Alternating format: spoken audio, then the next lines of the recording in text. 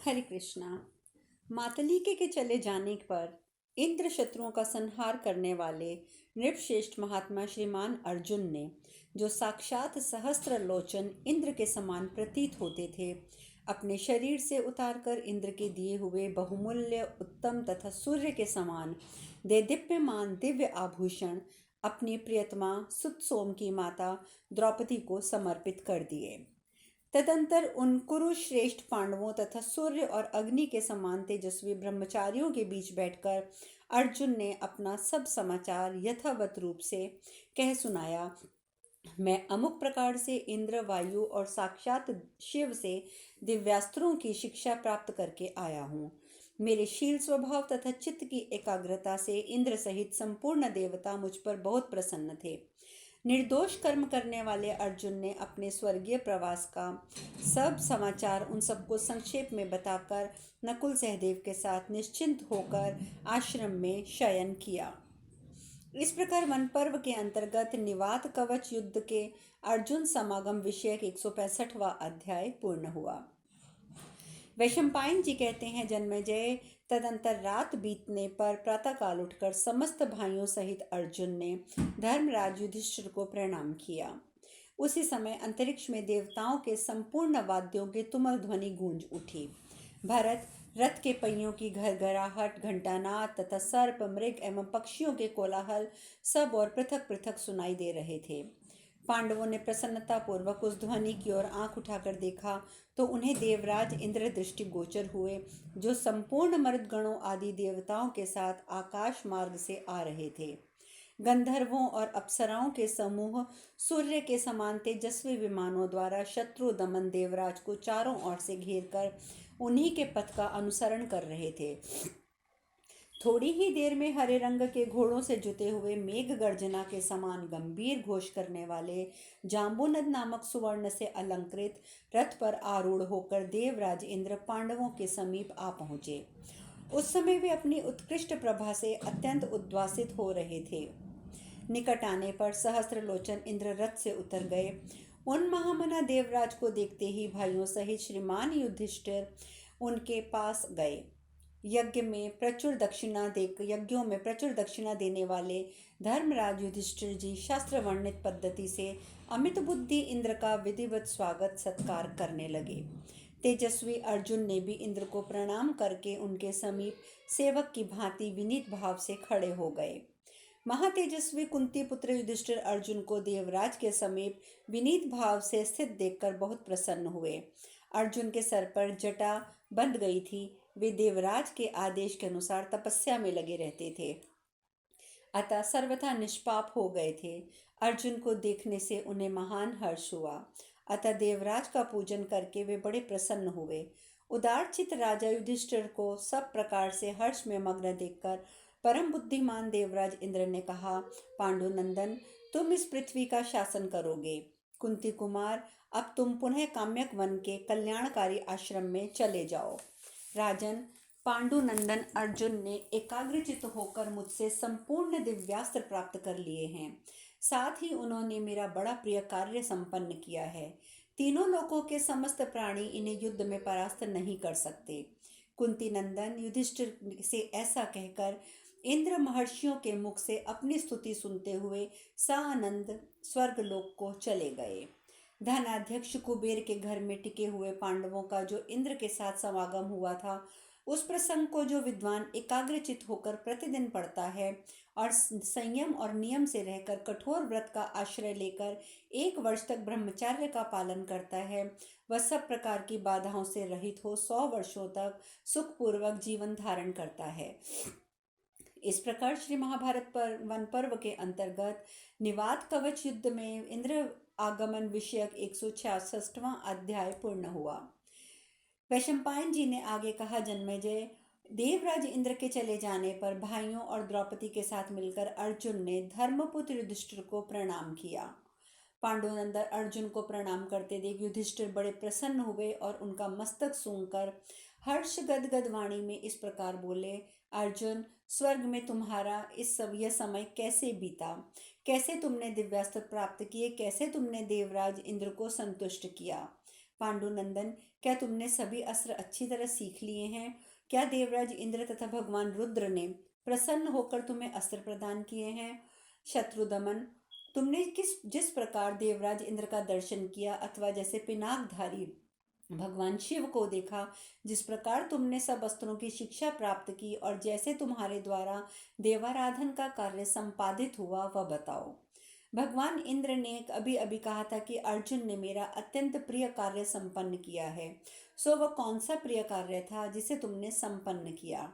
महातेजस्वी वीर, मैं सब बातें सुनना चाहता हूँ। शत्रुओं का दमन करने वाले निष्पाप अर्जुन, जिस प्रकार तुम्हारे ऊपर महादेव जी और देवराज इंद्र संतुष्ट हुए और वज्रधारी इंद्र का जो प्रिय कार्य तुमने किया, वह सब मुझे बताओ। अर्जुन बोले, महाराज, मैंने जिस विधि से देवराज इंद्र और भगवान शंकर का दर्शन किया बतलाता हूँ, सुनिए। शत्रुओं का मर्दन करने वाले नरेश आपकी बताई हुई विद्या को ग्रहण करके आप ही के आदेश से मैं तपस्या करने के लिए वन को प्रस्थित हुआ।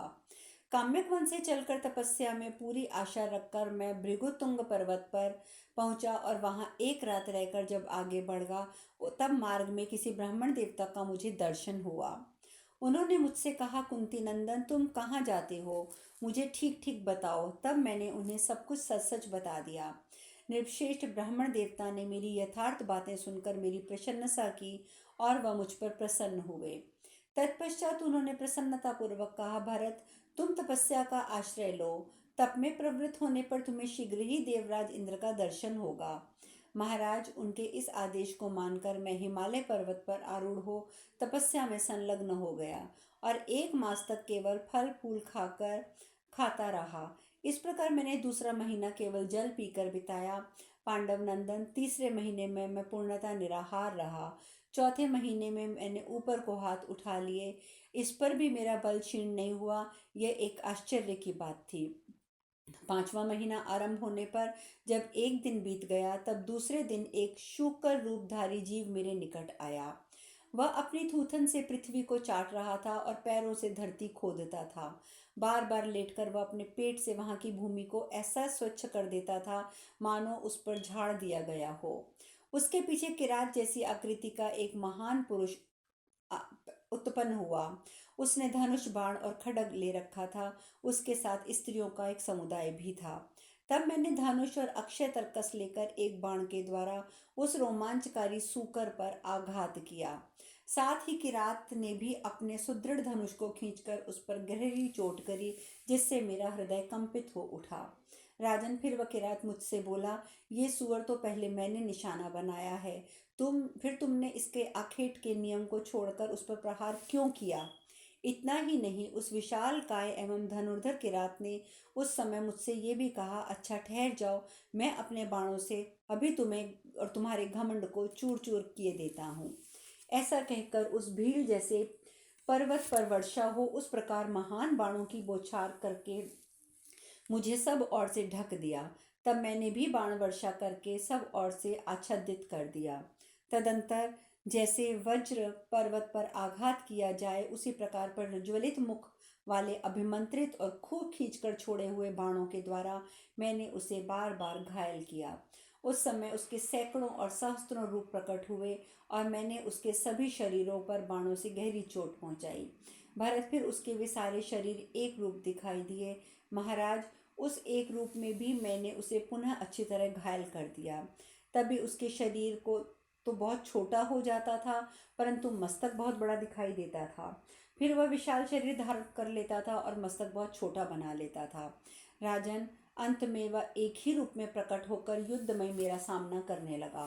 भारतवर्ष, जब मैं बाणों की वर्षा करके युद्ध में उसे परास्त न कर सका, तब मैंने वाव्यावास्त्र का प्रयोग किया, किंतु उससे भी उसका वध न कर सका। यह एक अद्भुत घटना थी। वाव्यास्त्र के निष्फल हो जाने पर मुझे महान आश्चर्य हुआ। महाराज, तब मैंने पुनः विशेष प्रयत्न करके रणभूमि में किरात रूपधारी उस अद्भुत पुरुष पर महान अस्त्र समूह की वर्षा की। स्थूना, कर्ण, वर्णास्त्र, भयंकर, शर्वास्त्र, शलभास्त्र तथा अमरश्वर्ष, इन अस्त्रों का सहारा लेकर मैं उस किरात पर टूट पड़ा। राजन, उसने मेरे उन सभी अस्त्रों को बलपूर्वक अपना ग्रास बना लिया। उन सबके भक्षण कर लिए जाने पर मैंने मेरा ब्रह्मास्त्र का प्रयोग किया। तब प्रज्वलित बाणों द्वारा वह अस्त्र सब ओर से बढ़ने लगा। मेरे महान अस्त्र के बढ़ने की प्रेरणा पाकर वह ब्रह्मास्त्र अधिक वेग से बढ़ चला। तदंतर मेरे द्वारा प्रकट किए हुए ब्रह्मास्त्र के तेज से वहां के सब लोग संतप्त हो उठे। एक ही क्षण में संपूर्ण दिशाएं और आकाश सब ओर से आग की लपटों से उद्दीप्त हो उठे। परंतु उस समय महान तेजस्वी वीर ने क्षण भर में मेरे उस ब्रह्मास्त्र को भी शांत कर दिया। राजन, उस ब्रह्मास्त्र के नष्ट होने पर मेरे मन में महान भय समा गया। मैं धनुष और दोनों अक्षय तरकस लेकर सहसा उस दिव्य पुरुष पर आघात करने लगा, किंतु उसने उन सबको अपना आहार बना लिया।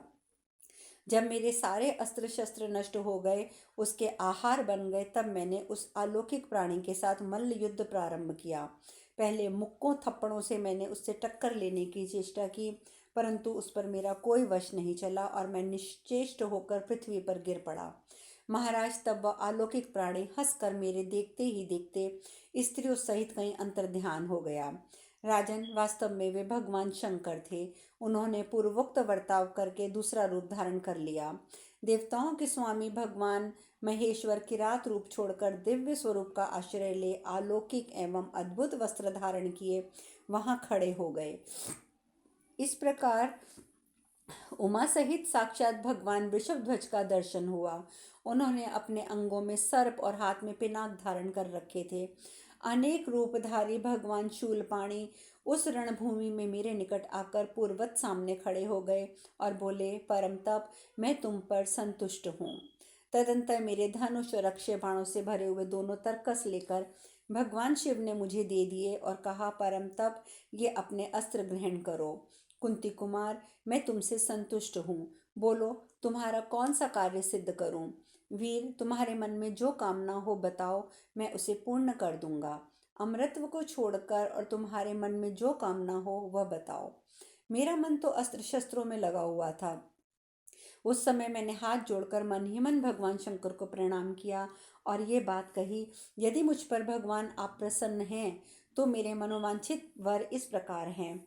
देवताओं के पास जो भी दिव्यास्त्र हैं उन्हें मैं जानना चाहता हूँ। यह सुनकर भगवान शंकर ने मुझे कहा, पांडुनंदन, मैंने तुम्हें संपूर्ण दिव्यास्त्रों की प्राप्ति का वरदान प्रदान करता हूँ। पांडु कुमार, मेरा रौद्रास्त्र स्वयं तुम्हें प्राप्त हो जाएगा। यह कहकर भगवान पशुपति ने बड़ी प्रसन्नता के साथ मुझे अपना पाशुपतास्त्र प्रदान किया। उनका सनातन अस्त्र मुझे देकर महादेव फिर बोले, तुम्हें मनुष्यों का पर किस प्रकार इस अस्त्र का प्रयोग नहीं करना चाहिए।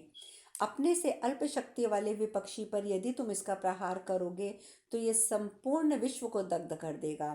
धनंजय, जब शत्रु के द्वारा अपने को बहुत पीड़ा प्राप्त होने लगे, उस दशा में आत्मरक्षा के लिए इसका प्रयोग करना चाहिए।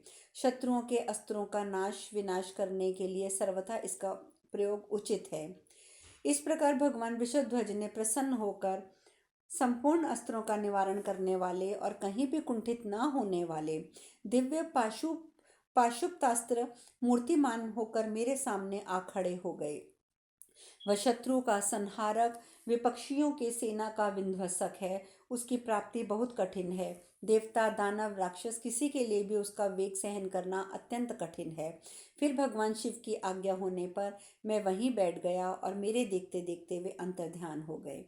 इस प्रकार वन पर्व के अंतर्गत निवात कवच युद्ध पर्व में गंधमादन निवास कलिक युधिष्ठिर अर्जुन संवाद विषयक 167वां अध्याय पूर्ण हुआ।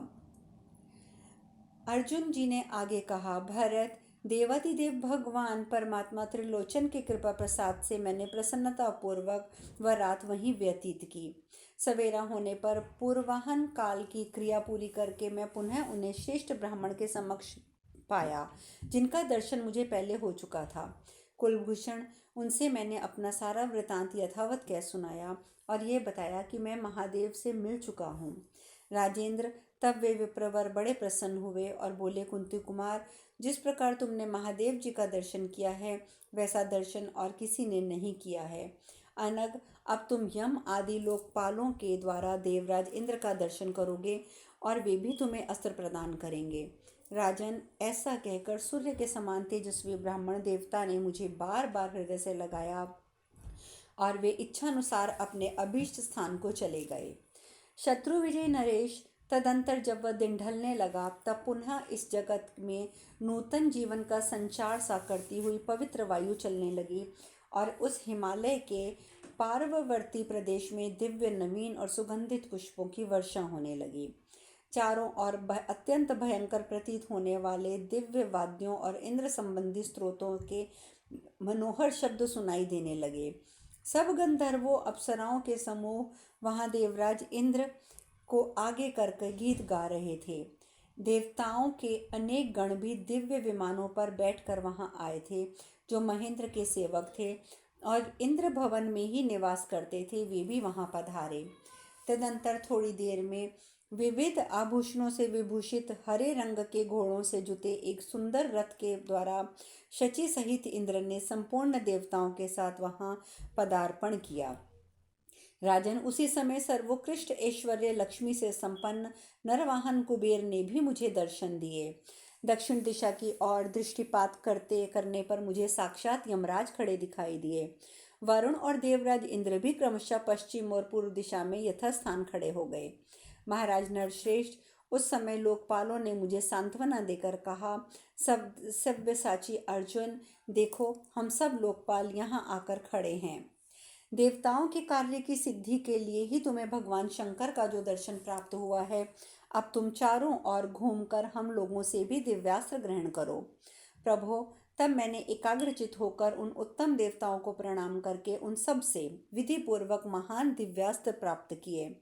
भरत, जब मैं अस्त्र ग्रहण कर चुका, तब देवताओं ने मुझे जाने की आज्ञा दी। शत्रु दमन तदंतर सब देवता जैसे आए थे वैसे वैसे अपने स्थानों को चले गए।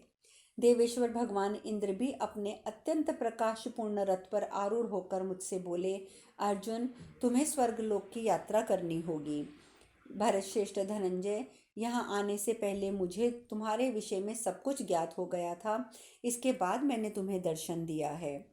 पांडुनंदन, इससे पहले अनेक बार तुमने बहुत से तीर्थ स्थानों पर भी आप गए हैं।